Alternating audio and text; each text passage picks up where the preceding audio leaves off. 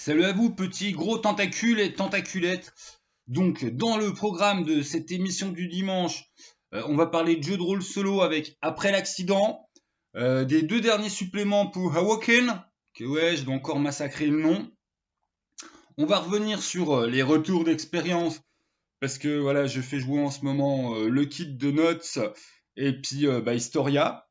Et puis on finira par l'interview d'Anne-Flore, la rouquine qui est déjà passée sur cette chaîne pour parler de Shadowrun, Dark Heresy et puis Landfust. Enfin, voilà, j'en passe une fois tous les ans. Et qui était avec moi à Chambéry, donc elle a des trucs à raconter. Et puis voilà. Puis elle envoie un peu de scud à la fin de son interview puisqu'elle n'a pas pu se retenir. Sorti de ça, ben voilà, commençons les loulous. Alors, on va commencer par Après l'accident, qui est un jeu de rôle solo chez Gulix, c'est-à-dire c'est Nicolas Ronvel qui est derrière. Le PDF est à 5 $ sur Itchy Machin, et en impression, c'est à 7,60 sur Lulu. Bon, avec Lulu, il faut toujours rajouter les frais de port derrière. C'est du 28 pages. J'avoue que bon, jeu de rôle solo, la première fois que j'en ai entendu parler, j'en avais un peu osé rien à faire. Euh, et il est pas mal, voilà, il est pas mal. Il est même pas mal du tout avec une mécanique plutôt simple qui est en fait tirée de, je l'ai noté pour pas dire de bêtises, c'est un onglet, Following the Board, the Load, Following the Load, putain je sais pas lire. Enfin voilà, c'est un système de cartes qui fait qu'avec ton jeu de 52 cartes, tu sépares les couleurs, tu as des couleurs, et chaque couleur va t'amener une thématique de questions, et puis tu as une petite mécanique pour jongler avec tout ça. Voilà, donc si vous aimez le jeu de rôle solo, il vaut le coup. La thématique étant, tu es une survivante d'après un accident que tu vas définir dans un endroit que tu vas définir. Et les cartes vont t'amener des thématiques pour que chaque jour tu puisses remplir ton journal sur qu'est-ce qui t'est arrivé. Donc en fait, merci le tracteur, ce que tu vas faire toi en tant que joueur, c'est compléter le journal intime, le journal de survivant que fait ton personnage. Et les mécaniques sont plutôt sympas.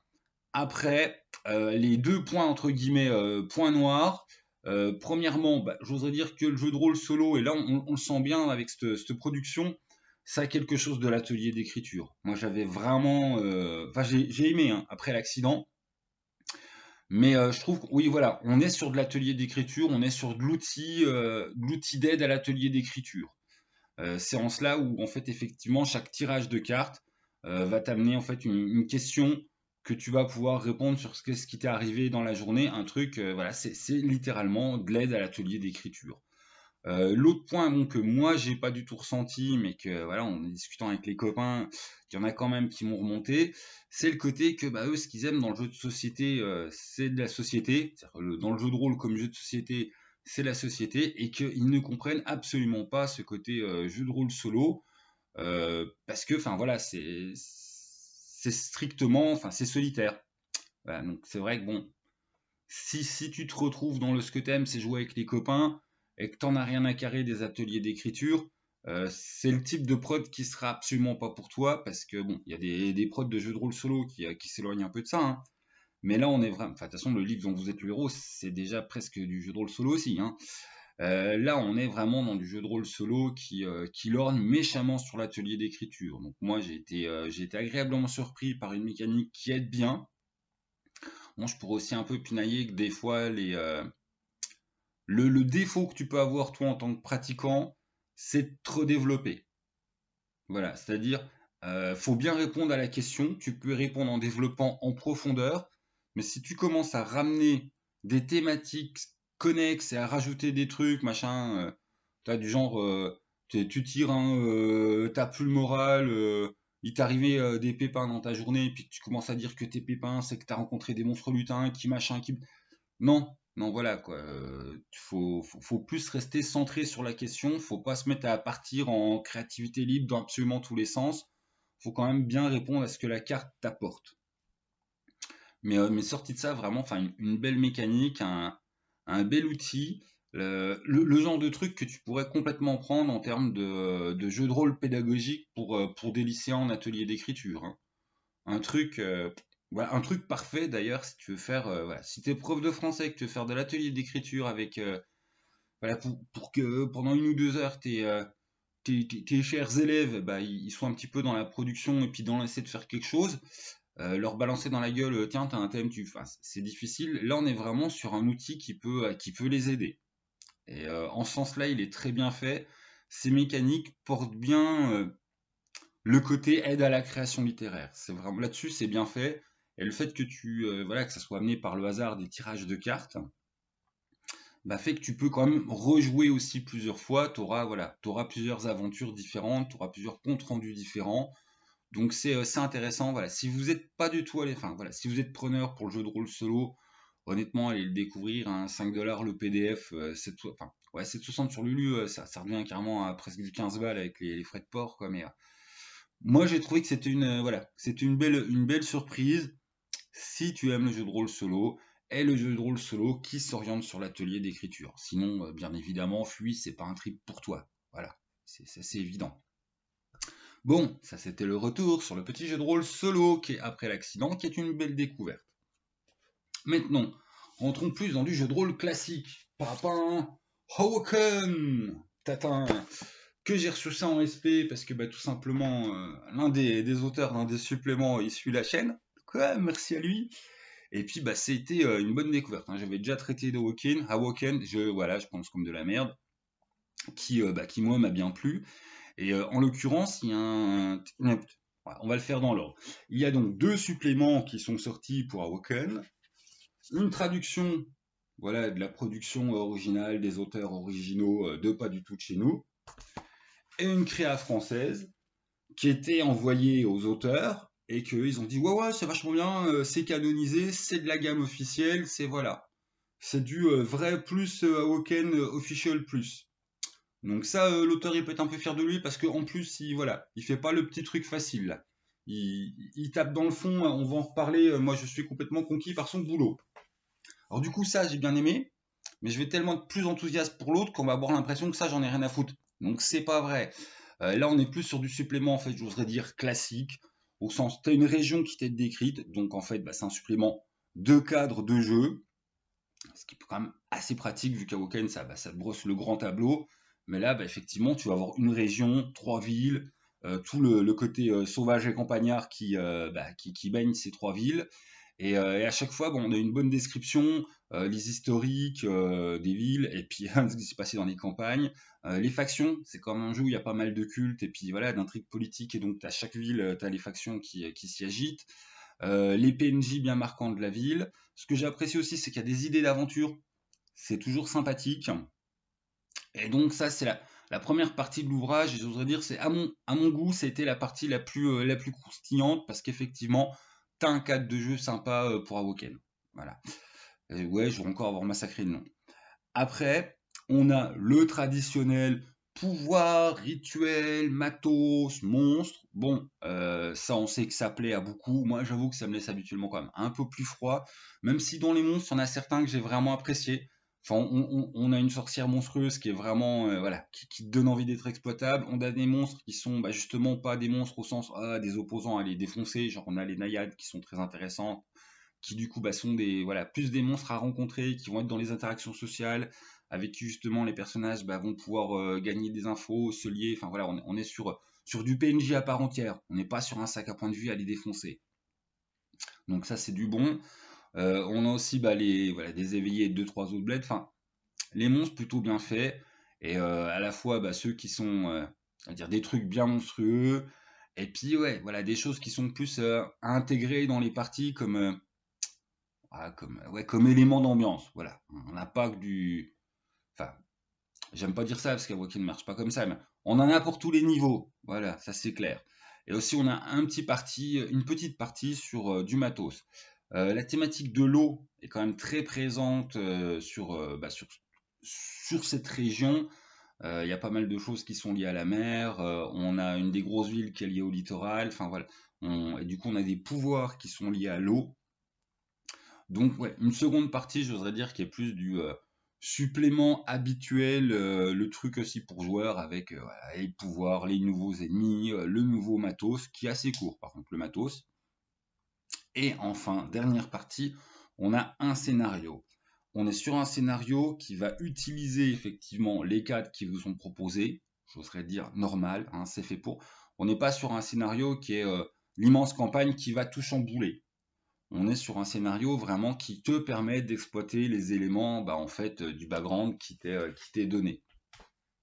On est sur un scénario qui a ses petits warnings sur le côté attention, les thématiques sont pas forcément sympas. Oui, en fait, vos PJ vont être opposés à des méchants qui, dans le cadre de notre réalité, ce qu'ils font, ça serait le genre de truc qui se font griller, où ça relance le débat de pour ou contre la peine de mort dans l'opinion publique. Hein. C'est des méchants méchants. Par contre, par rapport à Woken, ce que moi j'ai trouvé, ah tiens, c'est quand même à peine dommage, c'est que, connaissant certains joueurs, vu que les méchants ils font des trucs vraiment méchants, mais qu'au final, pour le bien commun, ceux à quoi ils bidouillent et ceux qui commencent à découvrir peut-être utile, des joueurs un peu dark, un peu mystique dark, pourraient très bien décider de se ranger du côté des méchants. Voilà, en se disant ok, c'est des salauds, c'est des bâtards, on va en buter la moitié parce qu'il y a vraiment des gros bâtards, mais ils ont mis le doigt sur quelque chose qui est potentiellement extrêmement aidant pour l'humanité. Et que finalement, ça serait peut-être bien que ça soit pas supprimé, mais ça soit repris en main. Bon, faut du personnage bien darkouné et puis des joueurs qui sont qui sont un peu sur la plante glissante. Mais on a quand même ce truc, comment ne pas spoiler. Ça, je suis obligé de spoiler, mais voilà, les méchants réussissent à découvrir un truc qui est quand même qui peut être extrêmement positif pour l'humanité, mais avec des moyens dégueulasses et de toute façon, même si les joueurs décident de faire ça bien, il y aura un côté sacrificiel, grosse bande de salauds. Hein, voilà. D'un côté, c'est pas un univers de dark fantasy pour rien, et c'est un truc, voilà, ça n'apparaît absolument pas dans les options du scénar. L'écriture du scénar, c'est vraiment du genre, ça part du postulat que bon, les joueurs ils vont pas être d'accord avec la secte. Alors que, putain, je connais un paquet de joueurs qui vont dire, ouais, ok, c'est des salauds, mais au final, là, ce qu'ils ont découvert, ça peut sauver l'humanité. Donc finalement, voilà, donc à vous de voir. C'est vrai que les warnings, c'est pas du. Parce que bon, on a le petit warning au début, attention, c'est un scénar qui met en place des trucs quand même vraiment pas cool. C'est vrai. Il y a des joueurs qui peuvent trouver ça vraiment. On est dans du burk, hein, à certains passages. C'est pas le méga burk gratuit, hein, on n'est pas dans une explosion de boyasses partout. Mais il y a une thématique pas du tout sympathique qui est abordée. Mais du coup, autant on a pensé sur les warnings du attention, choquez pas vos joueurs, autant on n'a pas pensé sur le warning, ouais, non, mais il y a des joueurs qui peuvent aller beaucoup plus loin que ça et se dire ok, c'est des salauds, mais là ils ont un outil qui peut permettre à l'humanité finalement peut-être d'éviter pas mal de problèmes sur les grosses guerres à venir. Donc ouais, voilà. Et ça c'est un aspect du scénar qui est pas du tout qui est pas trop abordé. En sachant aussi que c'est un scénar quasiment, enfin on est dans du clé en main où vraiment tu as chaque scène qui est bien prise. Ça c'est le supplément, j'oserais dire.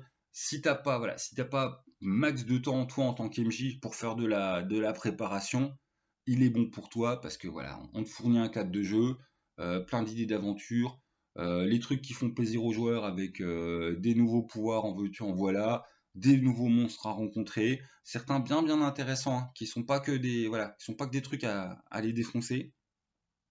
Et puis t'as un scénar, voilà, qui t'est proposé, qui t'est déjà tout préparé. Donc c'était pas mal. Et j'ai même pas, voilà, j'ai pas annoncé. Alors, c'est 30 €. C'est toujours le même éditeur, c'est Dead Quo Studio. Ah, faut vraiment que je me mette aux lunettes, moi. Et 140 pages, couverture souple. Par contre, ouais, faites gaffe à la colle quand même. Voilà, c'est les ouvrages à l'ancienne reliés à la colle. Donc bon, si tu ouvres trop, tu l'exploses. Et ah oui, ça je l'ai pas dit. On a des trucs très appréciables aussi. On a des bonnes cartes de chaque ville. Donc ça c'est quand même sympa. T'as les villes, t'as les cartes. Et la carte de la région, ils ont pris aussi le luxe de la réimprimer. Parce que ça, tu l'as dans le bouquin. Mais du coup, ils te la réimpriment à côté pour que tu puisses l'avoir aussi sous la main. Donc tu as la grande carte. Le côté que certains ils vont pinailler, c'est qu'effectivement c'est une grande carte pour AMJ, j'oserais dire. Il y a des choses qui sont indiquées que tous les joueurs sont pas forcément censés être au courant que ça c'est là et puis tout ça. C'est plutôt une carte pour les MJ. Si bon, c'est des joueurs qui ont un peu traîné dans la région, à un moment tu peux leur mettre sous le nez quoi, bon, voilà, petite indication des numéros qui disent là il y a tel truc, là il y a tel truc, ça peut toujours poser problème à certains. Donc un très bon supplément, et un supplément, j'oserais dire, ouais voilà, pour les MJ qui n'ont pas énormément de temps pour investir leur jeu, qui ont besoin de scénar déjà tout prêt, puis de matériel facile à utiliser.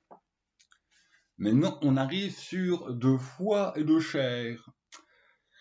Pour des MJ qui ont besoin d'un peu d'investissement, on touche dans les gros secrets du monde. On a un développement des gros secrets du monde, voilà, des trucs qui sont laissés un petit peu en suspens dans le livre de base. C'est bon, mais c'est du supplément que j'aime bien. De toute façon, je l'ai jamais caché. Quand j'ai un background, j'aime bien chercher les petits secrets, me dire ah mais ça en fait ça tisse tel truc, tel truc. Et en fait, c'est un Français. J'ai pas trouvé son vrai nom, je n'ai que son nom de code. Trikitov, 62 pages, 20 euros. Et vous allez me dire, oh, mais c'est un peu cher pour 62 pages. Ouais, non, mais ça vaut le coup. Voilà, comme quoi un supplément, c'est pas forcément que son épaisseur, couverture souple, tout ça. L'intérêt de ce supplément, c'est pour les MJ qui aiment les secrets d'univers, qui aiment voilà, mettre un petit coup de pied dans la fourmilière, parce que là, tu as vraiment. Bon, c'est un gros bac à sable. Tu as des secrets qui te sont proposés, voilà. L'auteur, tu sens qu'il a bien poncé le livre de base, puis qu'il a fait des propositions par rapport à. Mais ça, en fait, il y a des histoires par rapport au Colosse, il y a des bons gros trucs par rapport à la religion.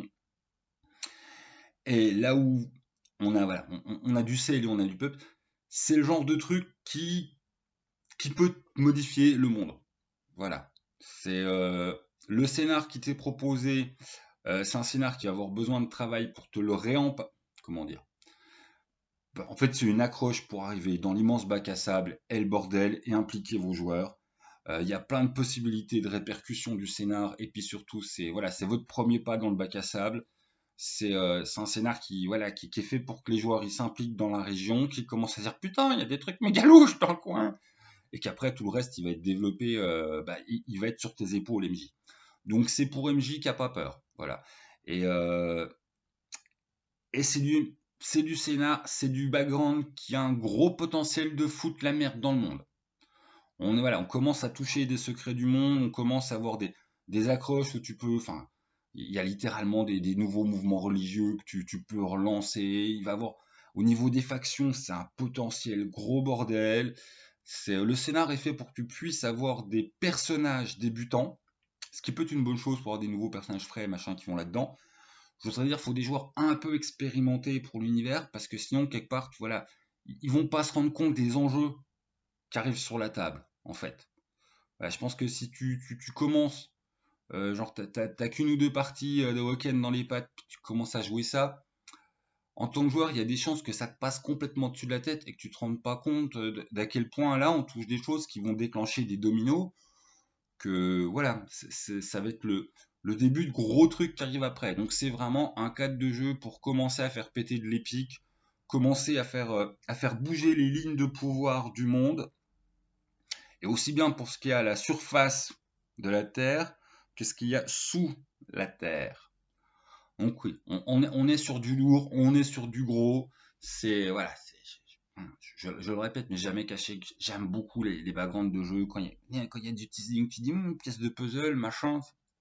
C'est bon, voilà. Qualité ou défaut, je ne sais pas. Mais en tout cas, ouais, l'auteur qui a fait ça, Trikitov, je pense qu'il est un peu dans le même trip, parce que c'est pareil, au début, ils te préviennent bien, genre, ouais, attention, faut être, faut être d'équerre rapport au background de base, retournez voir le bouquin de base sur telle thématique, c'est pas du pipeau. C'est, voilà, faut, d'ailleurs, moi, je l'ai refait, hein. Hop, j'ai ressorti, j'ai relu, ok, puis après, tu rattaques ça.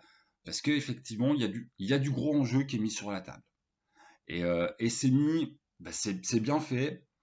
Après, bah ouais, t'as un scénar d'accroche qui va te permettre d'amener tes personnages dans tout ce bordel, qui va permettre de les impliquer.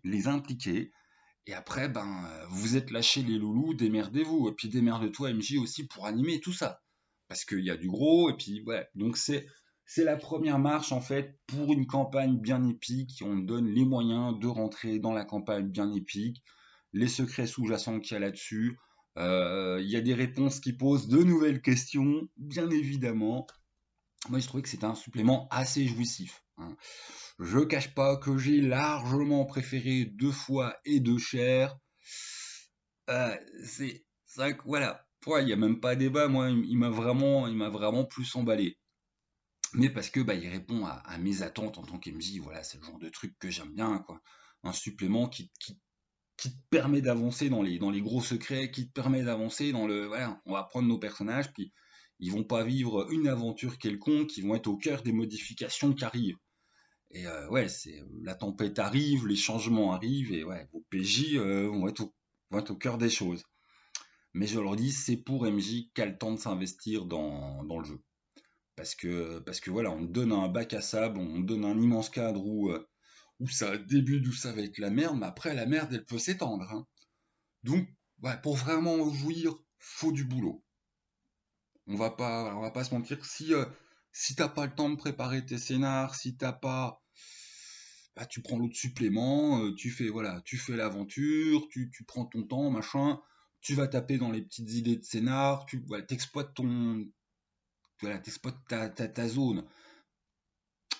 Deux fois être cher, c'est vraiment si tu veux exploiter le monde, exploiter les factions, mettre les PJ en avant sur des trucs où ils vont entrer dans la légende. Voilà, ils vont faire partie des gens qui changent l'histoire. En tout cas, ils sont au début d'événements qui risquent de changer l'histoire. Donc voilà, moi j'ai trouvé ça du très bon. Bravo à Trikitov, hein, j'espère qu'il va nous faire d'autres productions parce que c'était bien accrochant. C'est même pas histoire de faire le chauvin, genre oh, Cocorico, c'est français, ça a été officialisé. C'est du bon taf. Puis ouais, c'est du taf qui te fait avancer l'univers, tout simplement. C'est pas du descriptif, c'est vraiment ça amène du bouleversement. Donc c'est titillant, donc voilà, donc ça donne envie. Donc MJ Daokin, tu prends celui que tu veux, t'en as un grand cadre de jeu, où t'as des choses à découvrir, mais ouais, où on a plus du stable quand même. Et puis t'as l'autre où oui, tu vas avoir du boulot, mais c'est parti mon kiki, t'es rentré dans une campagne qui va changer des rapports de force, qui va foutre la merde, qui va bouger les lignes de fond de l'univers. Oui, voilà, hop, c'est bon, allez, on se calme Benoît. Maintenant, les petits retours d'XP de la semaine et puis d'un peu avant. Donc ouais, ça fait un petit moment. On a commencé voilà, le Notes sur Discord avec des joueurs réguliers. Et je voulais juste revenir par rapport au kit, quelques petits conseils aux gens qui comptent le faire jouer. Le début du kit me semble à peine faible par rapport au fait que bon, voilà, les PJ qui font partie, voilà, un petit peu de la résistance, hop, ils sont envoyés en mission. Quand tu vois les pré-tirés, tu te dis ouais, mais s'ils sont envoyés en mission aussi vite qu'ils sont envoyés en mission dans le kit, là, normalement, c'est désertion et puis va avoir un paquet de fusillés, là, il y a des problèmes. Donc voilà, pensez bien à faire puis prenez le temps pour que les PJ fassent quelques petites magouilles pour justifier leur désertion de poste. Surtout que c'est possible par rapport à ce qui se passe dans le bordel avec les forts, rapport aux personnages qui sont là.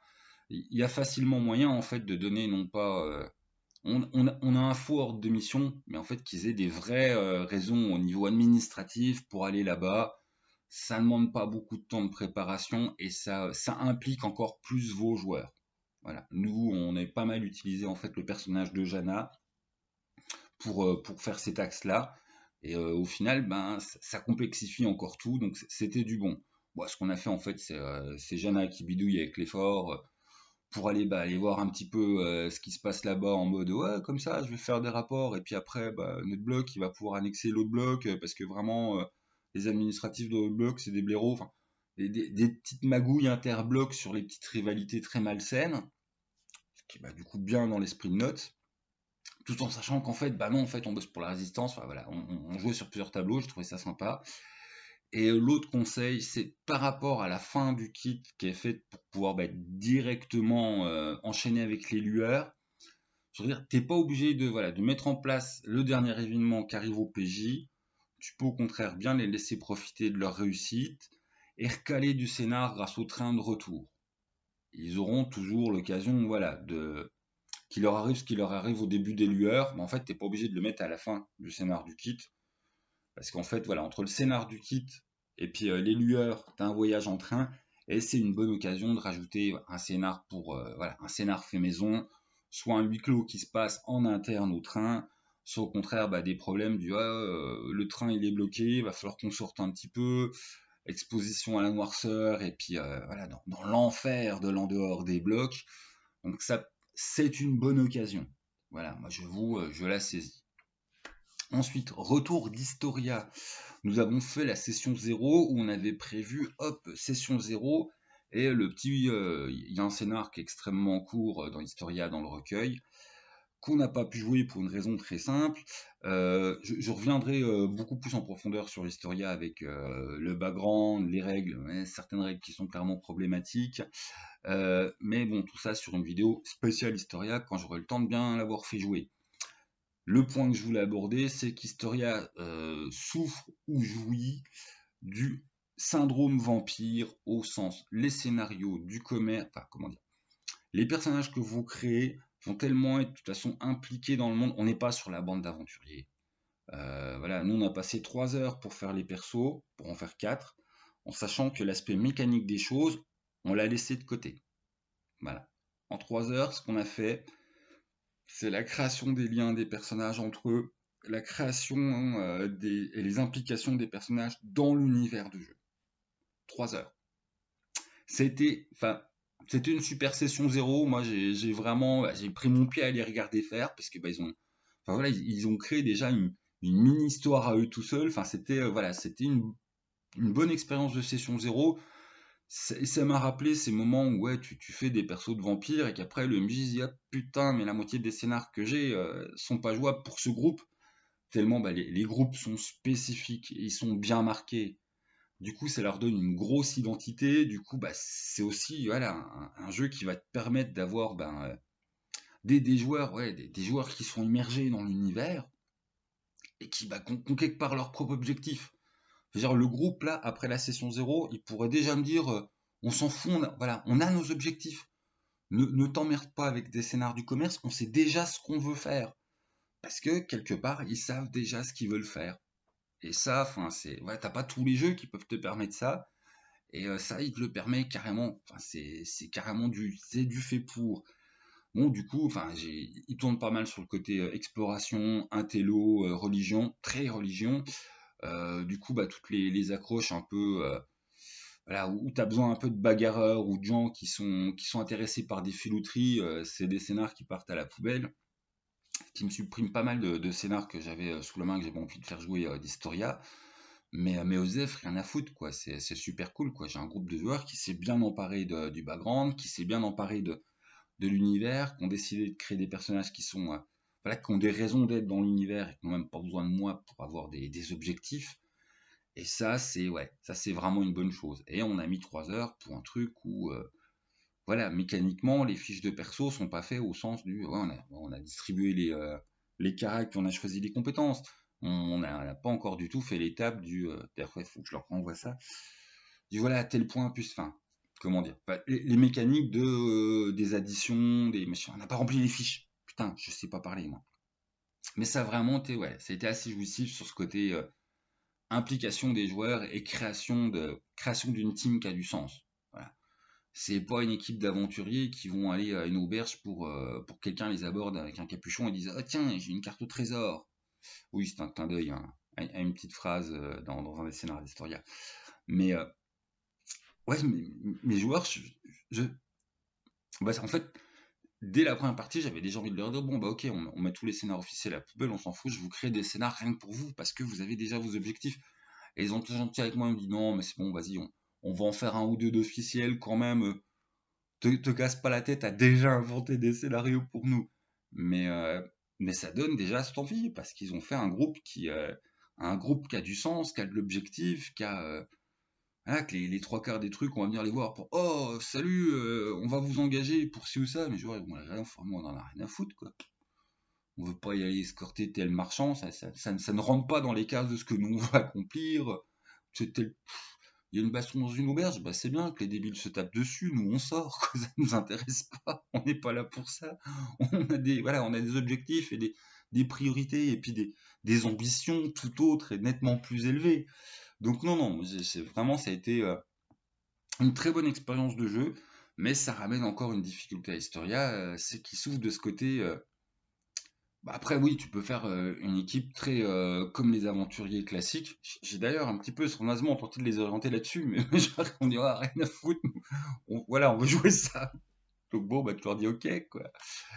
Mais ouais, enfin voilà, c'était très hypant, ouais, une très belle création de perso où tu te fais pas seulement race, classe, lancer des machins. Non, tu crées un vrai groupe avec des vrais objectifs et ça, c'était. Enfin voilà, je remercie les joueurs, c'était bien.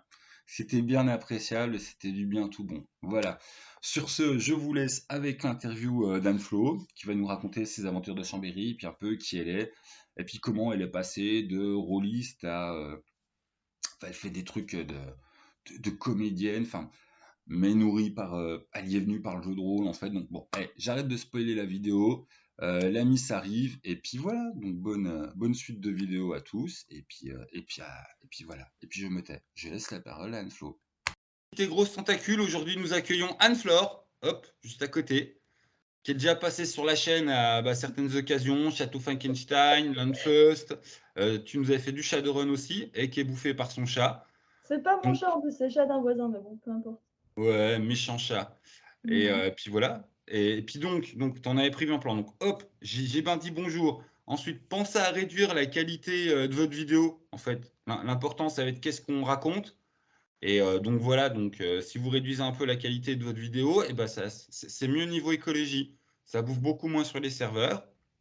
Et puis ensuite, bah, un petit coucou à Jawad, que c'est grâce à lui qu'on s'est retrouvé à Chambéry. Et puis que justement, on va commencer par Chambéry. Non, on va peut-être commencer par te présenter toi, hein. Vas-y, comme tu veux, je ferme ma grande gueule. Ok, bon, attends, le chat, t'es gentil, mais pardon pour le chat. Donc moi, je m'appelle Anne-Flore, comme précédemment mentionné. J'ai été longtemps formatrice de langue plutôt, et j'ai découvert le jeu de rôle assez tard, vers les 17 ans, par mon cousin qui m'a.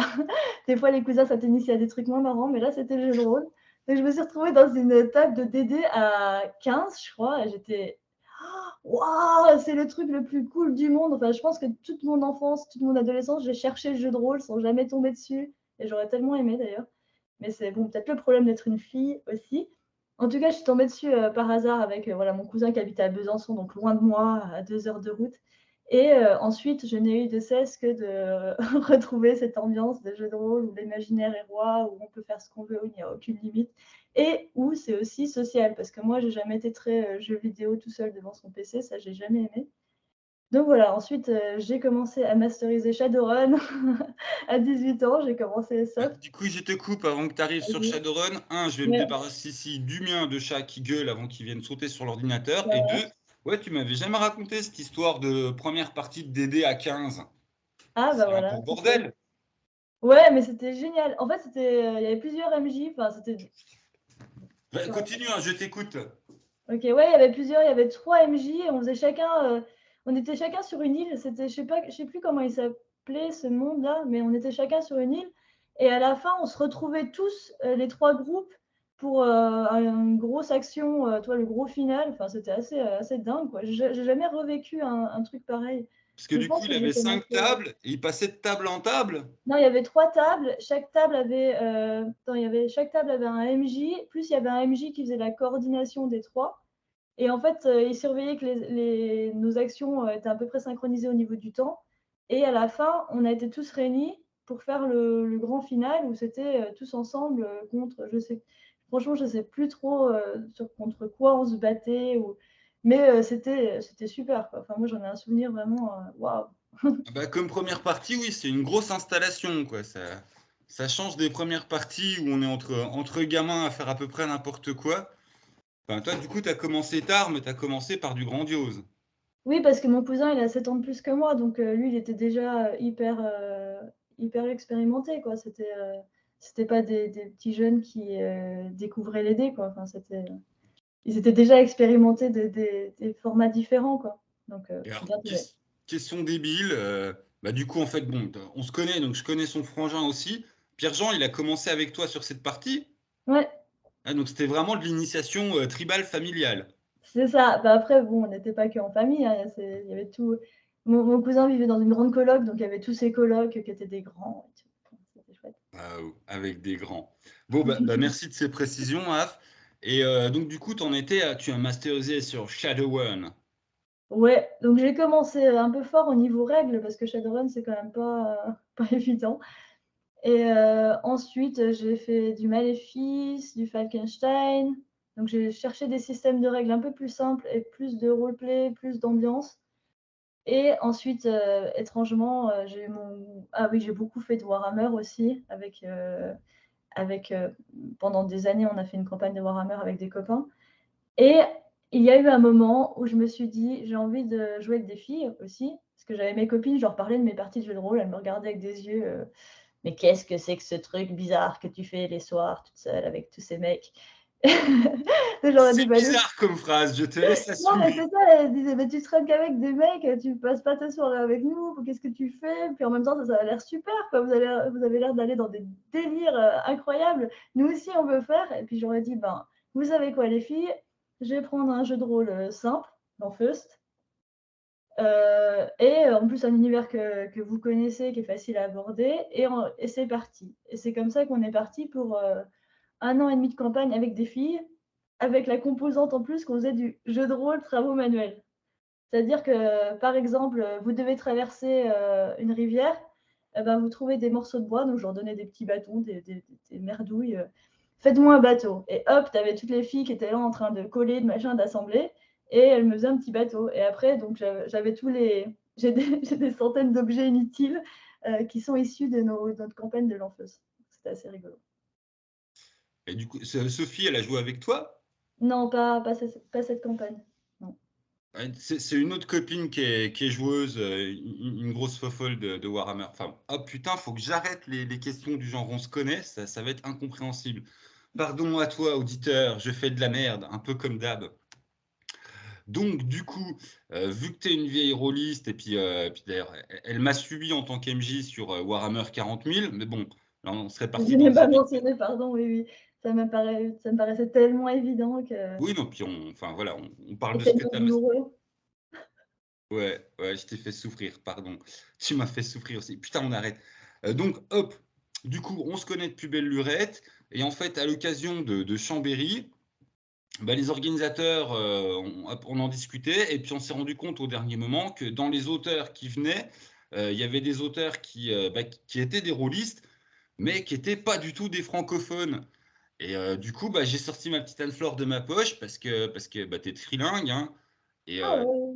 donc du coup, tu as pu nous faire jouer les Américains et les Italiens. Et à la toute base, j'étais là genre ouais, je vais être voilà, je vais t'aider techniquement machin. Puis elle m'a dit non, mais c'est bon, Charland Foust, on se démerde, j'ai pas besoin de toi, tu dégages. Donc moi, je suis allé faire jouer les alcooliques français. Voilà, donc bisous aux alcooliques français. Mais c'est une table de l'horreur. Mais enfin, je raconterai ça une autre fois.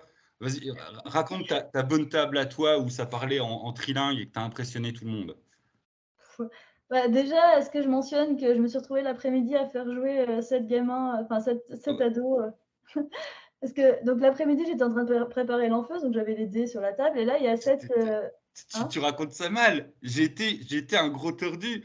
Donc, du coup, oui, la madame, putain, je la mainstream. Mais la madame, ouais, faut que j'aille bosser dans mon coin. Donc, hop, on va dans le côté VIP, interdit machin au public.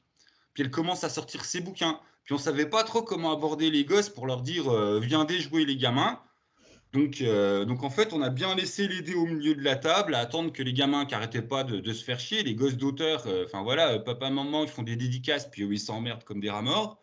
Puis du coup, ils sont passés, puis ils ont accroché avec les dés. Et du coup, je ferme ma gueule. Mais c'était pas un hasard, hein, c'était une stratégie, une vive Les gars, stratégie de ma part. l'appât à enfants, tu bon, hein, tu bon. Donc oui, je me suis retrouvée avec, 7 gamins, 6 gamins qui parlaient enfin pas gamins, c'était des ados, 6 qui parlaient, français et une, la fille de Tony Mo ou Tony Mo, je sais pas, qui parlait anglais et donc je les ai lancés dans une partie improvisée en mode, bon, on est dans un univers médiéval, fantastique, vous êtes dans une taverne et là, il va y avoir un troubadour, un ménestrel hyper connu qui arrive, il y a plein d'adolescentes et il s'appelle Justin Bieber. Voilà, donc elles sont parties en quête, du Justin Bieber enlevé, enfin c'était nimp, elles ont bien rigolé. C'était une initiation au jeu de rôle tout à fait improvisée à l'arrache, mais bon, c'était bien rigolo, quoi. Je pense que j'ai converti quelques jeunes filles et jeunes garçons. Parce que oui, il y avait, oui, d'ailleurs, c'était une table où il y avait pratiquement que des filles. Il y avait un jeune garçon. Et dans le poste, quand les gamins m'en ont parlé, il y en a une qui voulait se marier avec Justin Bieber pour récupérer tout son pognon, mais les autres, elles l'ont zigouillé, il me semble. Ouais, en fait, la plupart, bon, ils voulaient quand même, parce que Justin Bieber, ils l'ont retrouvé au milieu des bois, attaché par des cordes, en train de se faire fouetter pour l'obliger à chanter par ses fans qui avaient été refusés à un de ses précédents concerts dans une taverne. Donc, elles l'ont quand même délivré pour avoir les thunes. Mais une fois qu'il a fait son concert et qu'elles ont eu les sous, elles l'ont tué, mais il s'est transformé en rat, et donc elles l'ont réanimé et enfermé dans une cage, gardé comme animal de compagnie. Ok, ok. Ouais, ouais, tu fais des trucs bizarres, hein. Moi, tu sais, moi, je ne suis que. J'ai planté le décor, les trucs bizarres, après, c'est eux qui les ont amenés, hein. C'est les gamins qui se sont lâchés. Donc tu t'es Ouais. retrouvé en initiation de gosse en après-midi. Et le soir, bah, du coup, le soir, tu as pu faire jouer les parents. Donc je me tais, j'ai du mal à fermer ma bouche. Vas-y, je t'en prie. Donc, oui, je me suis retrouvée face à Doug Whitley qui a fait toutes les illustrations de Fire and Blood, le bouquin sur lequel se base la série House of Dragons. Ok. Ensuite, Tony Moore, le co-créateur de Walking Dead. D'accord. Et Igor Kimis, on va le faire avec l'accent italien, qui est un illustrateur de Star Wars notamment et qui est super doué. Enfin, donc voilà. Et leurs enfants, donc Amy et comment il s'appelle, et le gamin de Doug. Donc voilà, pas du tout intimidant comme situation, surtout que je n'avais pas masterisé depuis 2 ans. Ça fait très longtemps. En fait, maintenant, je fais du spectacle, donc j'ai un peu laissé le jeu de rôle de côté pour l'instant. Et on s'est lancé dans une partie, mais alors c'était complètement génial. Je veux dire, c'est des gens qui ont l'habitude de la narration, qui ont l'habitude de l'histoire. J'avais rien à faire, je leur donnais des endroits. C'était une enquête avec Mule. En fait, il y avait. Donc, Doug faisait un personnage de chevalier des 77 baronnies. Et il reçoit une lettre de sa mère en disant bah, il y a cette personne, Daita, qui a disparu, sa mère s'inquiète, est-ce que tu pourrais aller voir ce qui s'est passé? Et donc, j'avais rien à faire. En fait, eux-mêmes, ils ont créé l'histoire, ils avaient plein d'idées. Il y a Tony Moore qui est venu me dire à l'oreille et mon personnage, c'est un justicier masqué. Est-ce qu'on ne pourrait pas réussir à mettre dans l'histoire qu'en fait, c'est elle, enfin, je suis la personne disparue? Alors, j'étais là, intéressant, c'était pas du tout mon scénar. Mais donc, au fur et à mesure que l'histoire s'est construite, on se fait des petits clins d'œil avec Tony Moore pour que ça marche. Et donc, par exemple, il n'était jamais là quand il rencontrait des personnes qui pouvaient connaître la fille disparue. Enfin, à chaque fois, il disparaissait, il s'éloignait. Enfin, c'était vraiment bien. C'était un vrai plaisir, quoi. J'avais l'impression d'avoir des. Enfin, c'était pas les joueurs contre le MJ, quoi. C'était vraiment le joueur avec le MJ. Et ouais, niveau création d'histoire, niveau créativité, c'était super, quoi. Et on a joué on a commencé à 11h. À 2h30 du mat, je crois que tout le monde était là, bon, on remballe, on s'en va. Puis eux, non, il n'y avait pas moyen, il fallait absolument qu'ils arrivent à une conclusion satisfaisante. Surtout que donc, vers 2h30 du mat, il y a eu la révélation qu'en fait, le personnage qu'ils cherchaient depuis le début, c'était un des joueurs. Donc après, elle a disparu. Donc après, ils sont partis pour la retrouver. Elle est revenue. Elle les a lancés dans une quête plus grande. Et ils m'ont dit, bon, on se retrouve l'année prochaine pour continuer le scénario, parce qu'en fait, à la fin, ils sont téléportés dans un temple au milieu des forêts tropicales, à la recherche d'artefacts magiques en ivoire de Megaomos. Magoamos. Voilà. Voilà. Mago, Pardon, j'ai parlé peut-être un peu vite, mais en gros, super expérience. ah, bah, c'est cool.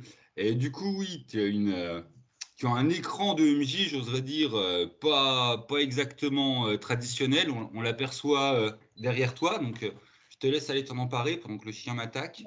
Attends, je me libère Bonjour le du chat. méchant chien. Tiens le chat. Hop, Ah bah voilà. toi, c'est le chat qui te... T'en Oui, es des oui. vrais professionnels, hein. On fait de la garderie animale pendant les interviews, c'est n'importe quoi. Donc, je me suis amusée à utiliser comme écran un Kamishibai. En fait, c'est un outil que j'utilise dans mon travail, puisque je suis diseuse de Kamishibai. Et ça marche pas mal parce que ça permet de. Comment j'ai fait? Ça permet de faire défiler. Par exemple, là, il y a la carte du monde des cumuls. Donc, ça permet de montrer aux joueurs de créer un univers. Bon, là, je l'avais fait assez rapidement, mais je pense que ça pourrait être intéressant à développer. Voilà, une idée. Alors du coup, la question traditionnelle qu'on te pose à chaque fois, Mais qu'est-ce qu'un kamishi machin? Alors, un kamishibai, ça veut dire théâtre de papier en japonais. Et en fait, c'est une forme de théâtre qui était utilisée au début des années, enfin dans les années 20, 1920. Il y avait des personnes qui allaient de village en village avec leur petit vélo et ils avaient cette boîte, bon, soit les plus traditionnels. Ils avaient cette boîte à l'arrière de leur vélo. Ils s'arrêtaient, ils rassemblaient tous les gens du village et ils racontaient des histoires. Alors ça pouvait être aussi bien des histoires érotiques que un peu des caricatures politiques pour donner les nouvelles des villages d'à côté. Donc voilà, il y avait tout un. Et puis quand la télé est apparue, ben, ça a disparu et c'est revenu plutôt pour les tout petits enfants ou dans le monde de l'apprentissage des langues. Voilà, c'est tout maintenant. Attends.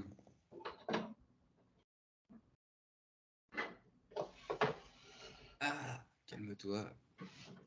Ah. Donc voilà, là elle nous enchaîne en fait, parce qu'on avait presque préparé, on fait ouais, comment on va passer de ce que tu es devenu au fait que tu étais rôliste.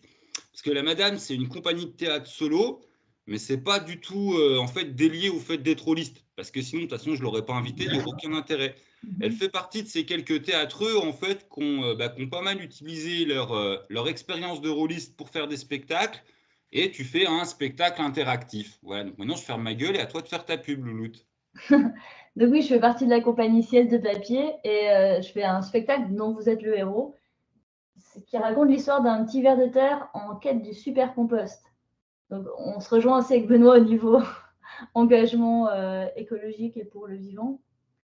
Et donc le spectacle, c'est des sessions de 20 minutes où le public choisit par où va aller le petit ver de terre et quels vont être ses choix, ce qui peut le mener à la mort, ce qui peut mener aussi à différentes fins. Il n'y a pas que le super compost.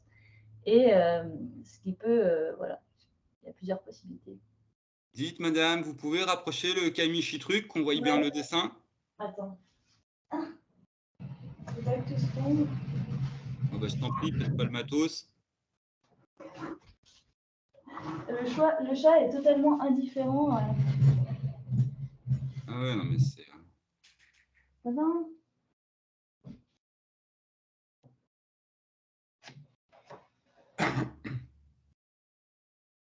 Ok. Et John, c'est le petit rouge. Voilà, John, c'est le petit rouge. Donc là, il vit sous terre, mais il n'a rien à faire sous terre, parce que c'est un petit ver de terre de compost. Et donc, il décide de trouver les siens. C'est pour ça qu'il part à l'aventure. Et là, je ne vais pas vous faire le début, mais je vais passer directement. Voilà, au bout de. Donc, le début, je raconte l'histoire normalement. Et ensuite, à chaque fois, il faut choisir. Je suis en très mauvaise position pour faire ça. Par exemple, John s'avance dans la galerie qui lui a indiqué son ami Wyrm, le ver de terre explorateur, et il doit choisir, est-ce qu'il va tout droit, sachant qu'il y a de l'eau qui est en train de monter, donc il pourrait se retrouver noyé, ou est-ce qu'il monte vers la surface au risque de se faire manger par tous les prédateurs. Ok.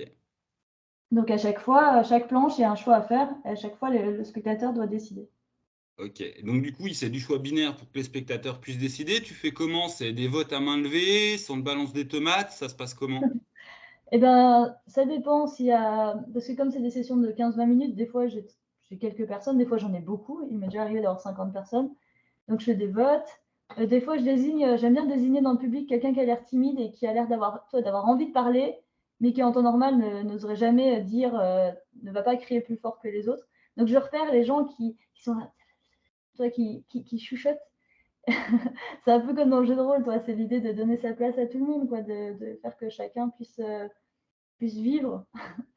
Donc il y a cette attention. Enfin, j'essaie de toujours faire attention aux personnes qui parlent pas les plus fort. Ok. Et il y a pas que c'est pas que du choix binaire parce qu'il a aussi des objets qu'il emporte avec lui, donc il a un équipement. Et suivant les objets qu'il prend, ça influence aussi l'histoire. Genre là, le truc bleu qu'il a sur le dos, c'est un sac à dos? Oui, c'est son petit sac à dos violet. Il a 3 objets. Il a un bâton, une feuille et un fruit de galligratron. Tu sais, c'est des boules collantes là qu'on retrouve sur les chiens souvent quand ils vont dans les champs. Et donc, il peut en prendre que 2. Donc, suivant les objets qu'il va emporter avec lui, ça va changer. Et puis, il y a aussi des choses qu'il peut récolter sur le chemin. Donc, il peut laisser un objet pour en prendre un autre. Enfin, il y a quand même. C'est un peu plus riche que choix A, choix B. Il y a une gestion de l'inventaire. Écoute, Voilà. tu reviens sur le dessus de l'image. Je suis même pas sûr que ta tête apparaisse dans le cadrage Skype. Enfin, on s'en fout. Hop, c'est sa tête. Je peux. Attends, je vais rééloigner ça. Demande ce que tu veux. Hein. Enfin, oui, ah, tu veux ranger avant de tout péter, je t'en prie. Je vais me remettre. C'est bon. Oh,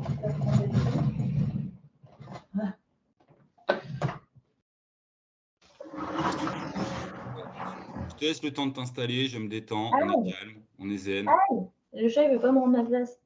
Non, mais oh, suffit là. C'est moi le boss. Non, mais oh, voilà. J'ai viré le chat. Pas content, mais tant pis. Et en plus, tu t'es planté de couleur. Hein. Sorcière, normalement, c'est chat noir, mais bon. Ouais, faut que j'arrête, faut que j'arrête. C'est un petit trip, je veux tout le temps la foutre au bûcher, mais bon, on va pas revenir sur notre... Oui, j'ai fait exprès. J'ai quand même choisi mon habit de circonstance, quoi. Ah, je ne chercherai pas à te mettre au bûcher aujourd'hui. Il y a des témoins, c'est pas cool. Donc, ouais, putain, j'avais des vraies questions, mais du coup, je dis de la merde. Oui, par rapport au côté interactif, ça marche bien avec les gens? C'est plus les ptios qui se prennent au jeu? C'est comment le retour que tu as? Alors, ce qui est hyper intéressant, c'est qu'en fait, au début, moi, j'ai fait ce spectacle en me disant, oh, ça va être pour les enfants. Les maternelles, ça marche pas du tout. Les enfants, les petits enfants, ils veulent de la sécurité, ils veulent des histoires qui se répètent. J'ai déjà le fait avec des maternelles, ils font les mêmes choix, chaque histoire. Ils veulent la même histoire. Donc, pas du tout pour les petits. Les plus grands, c'est intéressant parce qu'au début, ils vont faire les choix gentils. Et au fur et à mesure, ils vont aller, ils vont même essayer de le faire mourir pour voir ce que ça fait. Donc, ils deviennent un peu cruels. Et les adultes, bah, en fait, ça marche super bien. Par exemple, j'ai fait John le Ver de Terre à un festival électro avec voilà, que des gens entre 20 et 30 ans. Et mais j'ai jamais eu autant de succès qu'à ce festival, quoi. C'était en plus, donc j'ai fini en disant que John se reproduisait en un rapport homosexuel, puisque les vers de terre se reproduisent de façon homosexuelle, puis fécondent leurs propres ovules. Hermaphrodite? Oui, mais le rapport sexuel, il est homosexuel. C'est quand même. Oui, oui, il n'y a qu'un seul sexe, ouais. Voilà. Et là, j'ai tous les personnes qui font ouais, fluidité des genres. Donc c'était rigolo. Ok, ok. Donc ça marche plutôt bien en fait avec les grands. Ouais, de façon surprenante, à partir de 7 ans, quoi. En dessous, c'est trop perturbant, en fait. Les jeunes enfants, je remarque qu'ils ont du mal à... Aussi, ça les panique de faire des choix. Ils vont aussi, c'est rigolé, les enfants, donc les tout petits, ils font toujours les mêmes choix et ils choisissent toujours le moins dangereux. Par exemple, si John peut s'interposer dans une bataille, ils ne vont pas le faire. Non, non, il reste en arrière, il laisse l'autre animal se faire défoncer. Tant pis pour lui. Non, ils choisissent toujours le plus. Voilà, ils se cachent, ils évitent le danger. C'est assez intéressant de voir ça, quoi. Ok, ok, oui. Et donc du coup, des envies de faire d'autres spectacles interactifs, du coup directement pour grands, parce que si les clés grands, ça marche bien. Ben, j'aurais bien, là, je suis en train de travailler sur la prophétie du poisson pané. Ce serait l'histoire d'une truite, mais en mode plus médiéval, fantastique, assumé. Et avec, voilà, ce serait l'histoire d'une truite qui vit dans un monde où il y a la prophétie du poisson pané. Donc, il y a la légende que les méchants silures pourraient, s'ils tombent sur un parchemin et qu'ils vont dans la cité abandonnée en faisant un peu en mode Nullbug, quoi, en récitant la prophétie, en l'écrivant eh bien, ça ferait disparaître tous les poissons nés dans l'année, et donc ce serait la catastrophe. Et la petite truite verte aux longues nageoires va devoir euh, mettre à mal ce plan machiavélique des silures. Quel suspense. Je suis attaqué par le chien, elle tient pas en place. Elle veut pas partir et c'est chiant. Dis-moi, chien, tu veux pas aller faire ta vie ailleurs? Il y en a qui tentent un tout petit peu de bosser. Regarde, t'as un super panier rien que pour toi ici. Casse-toi dans ton panier. Oui, fous-nous la paix, 5 minutes. Merci. Ah, on va peut-être avoir 5 minutes de calme, c'est pas gagné. Ah, bon. Bon, du coup, vu que j'ai bien été perturbé par ce clébard, donc les méchants sciures qui veulent empêcher les poissons de naître. Ok, ok. Et ça serait destiné à un public âgé. Âgé. Oui, après, moi, j'aime bien, dans le sous-titre de ma compagnie, c'est des spectacles pour les enfants, pour des enfants sérieux et des adultes qui ne se prennent pas au sérieux. C'est vraiment l'idée, quoi. Je pense que je vois avec John le Ver de Terre, c'est très un côté infantilisant, mais en fait, pas du tout, quoi. Je l'ai fait même devant des retraités qui me disent, mais ça fait tellement du bien de retomber en enfance. Et puis, finalement, le ver de terre, c'est quand même 70% de la masse animale des terres émergées. C'est la plupart des animaux, en fait, c'est des vers de terre. Donc, c'est un sujet hyper important dont on traite très peu. Donc, c'est pas que pour les enfants, quoi. Il y a quelque chose de sérieux là-dedans. Oh, je suis C'est floue. devenu toute floutée, ouais. Attends, ma caméra qui bug. Non. Bon, bah, je suis floue. Voilà, c'est flou. Tu resteras dans le flou. Ouais, ça va se régler un moment. Ah, ça donne envie de balancer des grosses vannes, quoi. Bon, putain, faut que je me calme. Et bah, l'air de rien, on a fait notre truc à peu près qu'on avait prévu, la petite anecdote sur Chambé, ta vie de rôliste, et puis ta compagnie. Donc, du coup, maintenant, on est en roue libre totale, des sujets dans la tête, des anecdotes de rôliste. De quoi tu veux nous parler, Anne-Flo, avant que je dise tu as dépassé ton temps, tu es morte, clique. Bah, peut-être, je sais pas, tu voulais sans vouloir aborder le sujet des filles dans le jeu de rôle. Alors, est-ce qu'on en Ouais, parle? ouais, vas-y. Alors, toi, en tant que, je vais dire gonzesse, c'est pas bien. En tant que fille rôliste, ouais, comment t'as vécu le fait d'être ovérée plutôt qu'être testiculée en tant que rôliste? Bon, déjà, je pense que le jeu de rôle, c'est un sacré espace de liberté. Parce que même si on joue avec des garçons, ils peuvent jouer des personnages féminins. Et contrairement à ce que beaucoup disent, je trouve pas que ce soit forcément dans la parodie. J'ai joué avec des hommes qui jouaient des femmes de façon assez juste. Et donc, en fait, moi, j'ai jamais eu le sentiment d'être au milieu de. Enfin, j'ai pas subi le fait d'être avec plein de gars parce que finalement, quand tu as un personnage, tu as un personnage et que. Enfin, je sais pas comment dire, c'est peut-être un peu anti-féministe. C'est pas. Enfin, en général, les rôlistes, c'est des gens déjà qui sont assez fluides. Enfin, c'est des personnes qui n'ont pas peur d'être une femme, qui n'ont pas peur. Je ne suis pas tombée, enfin, j'ai peut-être eu de la chance, mais j'ai jamais joué avec des gros bourrins qui voulaient faire que des barbares qui s'abreuvent de bière et qui se Je tapent pense que des tu as eu putes, de quoi. la chance. Toi, t'es jamais tombé sur un public type d'assaut où il y avait voilà, quoi, des gens qui venaient se défouler. Tu as joué avec des lettreux, avec des potes. Enfin, tu avais un cercle de rôlistes qui était beaucoup plus sécure, je pense, que beaucoup de rôlistes, toi, qui ont débarqué dans une asso avec plein de chacals qui n'avaient jamais approché une fille, qui étaient en mode ouais, une grossesse. Et enfin, toi, tu as joué avec des potes, tu as joué qu'avec des gens qui étaient en fac de lettres ou, enfin, de toute façon, en universitaire. T'as, Mm, c'est vrai. Après, le fait de jouer qu'avec des filles, bah, c'était drôle aussi. Et dans l'autre sens, quoi, j'ai joué avec des filles, on était des personnages. En fait, on était quatre, il y avait quatre joueuses et il y avait deux personnages hommes et deux personnages femmes. Donc, finalement, on a remis l'égalité et c'était hyper intéressant parce que, pareil, les filles, bon, enfin, les personnages étaient riches et donc ils avaient leurs qualités, leurs défauts. Ils avaient des côtés un peu, par exemple, il y avait un chevalier des baronnies qui était un peu macho, un peu con, quoi, mais et qui aussi avait ses chagrins d'amour, avait ses faiblesses, ses vulnérabilités, donc était aussi attendrissant par ailleurs. Et puis il y avait un vieux qui était complètement cinglé, mais bon, je ne peux pas dire qu'il était très masculin, il était juste complètement, elle faisait un personnage, ma copine qui était complètement il avait perdu la tête. En fait, il avait été enfermé dans un micro-monde pendant 20 ans, sans contact avec le monde extérieur. Donc, il était un peu cinglé, il était en slip et il avait un chat sur l'épaule. Donc, voilà. Est-ce que c'est je, un homme? je tiens à balancer, hein, je dis régulièrement que, enfin, ça m'est arrivé de jouer avec pas mal de filles et que voilà, les filles, quand ça se lâche, ça n'a rien envie aux garçons. Elle fait partie des exemples, hein. Je l'ai fait jouer en joueuse, c'est une foule à merde finie, quoi. Si, si, si. Non, mais on va ressortir les dossiers. Warhammer, sœur de bataille, complètement corrompu dans des soirs. Voilà, à faire des choses absolument pas cadrantes avec les sœurs de bataille. Enfin, des trucs que des mecs feraient, ça serait des gros machos. Oui, dans ma partie de l'enfant, j'avais quand même une fille, donc qui était, enfin, c'était une fille libre penseuse qui n'hésitait pas à user son corps pour obtenir des faveurs. Et sa grande passion, c'était de coucher avec des créatures au sexe les plus étranges. Elle nous faisait des esquisses de tous les. Alors, moi, en tant que MJ, j'étais tenue de décrire tous les sexes des créatures un peu étranges avec qui elle couchait. Et elle avait un vrai carnet d'esquisses, donc elle aimait bien dessiner, avec les verges de toutes les créatures fantastiques du monde de l'Enfeust. Voilà, comme quoi les mecs peuvent déraper, les filles aussi, nous sommes tous que des êtres humains. Voilà. Je Ouais. gère ça des fois à ma table, merci, quoi. Ah bah, fallait que ça ressorte, hein, on ressort les dossiers. Bah, que veux-tu? Quand on tombe, hein, quand tout ce que tu as cru tu tenu, toi, je pense que c'est assez réaliste quelque part que les personnes les plus pieuses, qui ont fait le plus de sacrifices, quand la digue explose, ça part, très loin, quoi. Enfin, moi, je jouais mon personnage comme ça, quoi. Oui, le côté, enjeu, enfin, ouais, c'est ça, enfin, tu l'as dit, hein, le côté on se lâche, on n'est pas dans la vraie vie, puis du coup, si on déconne, on peut aller beaucoup, beaucoup plus loin.